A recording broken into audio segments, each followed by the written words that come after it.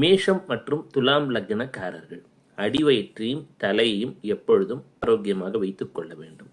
அதே போல ரிஷபம் மற்றும் விருட்சகம் முகம் மற்றும் கழிவுகள் வெளியேற்றக்கூடிய உறுப்பினை ஆரோக்கியமாக வைத்துக் கொள்ள வேண்டும். மிதுனம் மற்றும் தனுசு என்று சொன்னால் நமது கழுத்து மற்றும் தொடைப்பகுதிகளை ஆரோக்கியமாக உடற்பயிற்சி செய்து வைத்துக் கொள்ள வேண்டும். மற்றும் கடகம் மகரம் என்றால் இருதயம் நுரையீரல் ஆரோக்கியத்திலே கவனம் செலுத்த வேண்டும். கால் முட்டி என்பதையும் ஆரோக்கியமாக வைத்துக் கொள்வதற்கு தேவையான மருத்துவ ஆலோசனைகளை பெற்றுக்கொள்ள வேண்டும். மீண்டும் சிம்மம் மற்றும் கும்பம் என்று சொல்லிவிட்டாலே வயிறு ஆரோக்கியமான உணவினை உட்கொள்ள வேண்டும். அவ்வப்போது நடைப்பயிற்சி கணுக்காலெல்லாம் நல்லா ஸ்ட்ரென்த்தாக வச்சிருக்கணும்.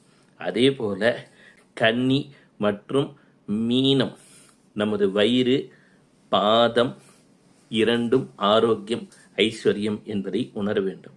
அவ்வப்போது மருத்துவர் ஆலோசனைகள் பெற்று அதற்கேற்ற முறையில் வாழ்வதே மிகச்சிறந்த பரிகாரம்தான் என்பதை உணர வேண்டும்.